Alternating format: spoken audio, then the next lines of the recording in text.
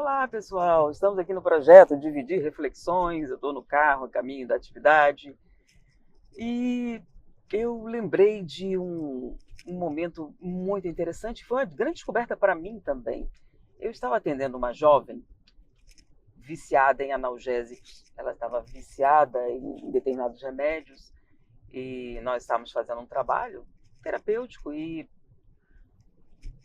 o motivo daquilo, ela foi falando sobre as dificuldades que ela tinha no casamento, que ela tinha se apaixonado pelo marido, mas o casamento tinha problemas, porque não havia comunicação, que o marido não a escutava, que ela tentava de todas as maneiras, mas ela estava pensando na separação, porque ela estava com muitos problemas no casamento, e ela falava como o marido não dava atenção a ela, como não conversavam, como o diálogo era difícil.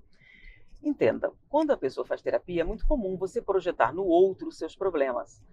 Mas a pessoa que está trabalhando, ela sabe alguma coisa a respeito da sinceridade da pessoa, como se é uma projeção mesmo, se e a maneira com que ela falava refletiu uma mágoa real. Ela queria que o marido a escutasse, ela queria conversar com ele, ela o amava. E aquilo a fazia sofrer muito. Ela não estava tentando jogar nele a culpa de alguma coisa. Isso era algo tangível. E à medida que a gente foi evoluindo na atividade, eu tive a oportunidade de conversar com o esposo. E na conversa com o esposo aconteceu algo muito estranho.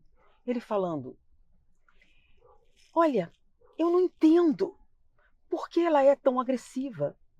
Eu a amo. Ela quer conversar. Eu dou toda a atenção possível. Eu me esforço para escutá-la. E ela está sempre repetindo que eu não converso, que eu não falo, que eu não presto atenção.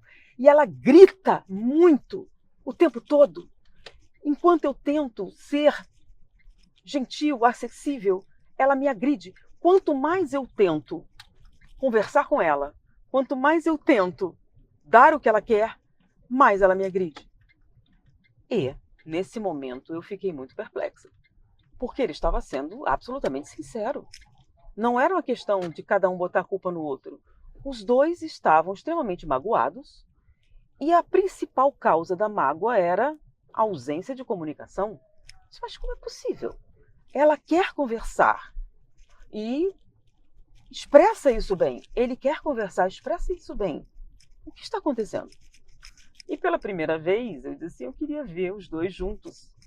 E eu fiz uma descoberta extraordinária. Quer dizer, eu já tinha lido a respeito, mas na prática, como o problema da comunicação, na verdade, como um equívoco, pode causar tantos problemas.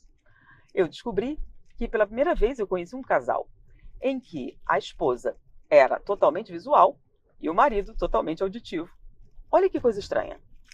Quando você é visual e vai se comunicar com alguém, para essa comunicação funcionar, você precisa do contato visual. Você precisa que a pessoa olhe para você. Então você está conversando com a pessoa e ela não olha para você, a pessoa fala mais alto. Ou presta atenção. Olha para mim. Escuta só. Na verdade, você quer que ela olhe para você. Quando ela olha para você, você entende que ela está ouvindo, que está tendo comunicação. Se ela não olha para você, você fala mais alto, tenta chamar a atenção. E você entende inconscientemente que a pessoa não está te ouvindo. Mas olha só, você ouve com os ouvidos, não com os olhos. Mas para uma pessoa visual, olhar o outro é muito importante. E o marido? Ele era auditivo. Então, quando ela dizia, eu quero conversar, preste atenção, o que ele fazia? Abaixava a cabeça e prestava atenção. E ela entendia, ele não está me ouvindo, ele não quer falar comigo. E aí ela gritava. Para a pessoa auditiva, gritar é agressivo. Ele está dando toda a atenção. E ela grita e começa a ficar violenta. Ele não entendia. Eu estou tentando. Quanto mais eu tento, pior fica. Então, os dois queriam conversar, os dois se amavam, os dois tinham problemas de comunicação. Simplesmente porque ela não entendia que ele era auditivo e ele não entendia que ela era visual. Que para essa comunicação fluir bem, ele precisava se esforçar por olhar ela nos olhos e ela precisava se esforçar para entender que ele era auditivo e que quando ele estava prestando atenção, ele podia muitas vezes fechar os olhos. quando eu conversei isso com ele, olha que interessante, quando eu expliquei o que estava acontecendo, que ela ficava agressiva porque achava que ele não estava escutando, mas eu estou. E ela, sim, mas ele não está. Claro que está. Ele é auditivo. Então, quando ele abaixa a cabeça, ele está prestando atenção em você, porque ele é auditivo. E os dois entenderam que, na verdade, eles estavam vivendo um equívoco. Será que não pode ser isso com você também? Que você não entende como o outro realmente pensa? E que talvez essa seja toda a diferença? E foi com esse casal que eu entendi. É muito raro uma pessoa totalmente visual casar com alguém totalmente auditivo, mas é possível.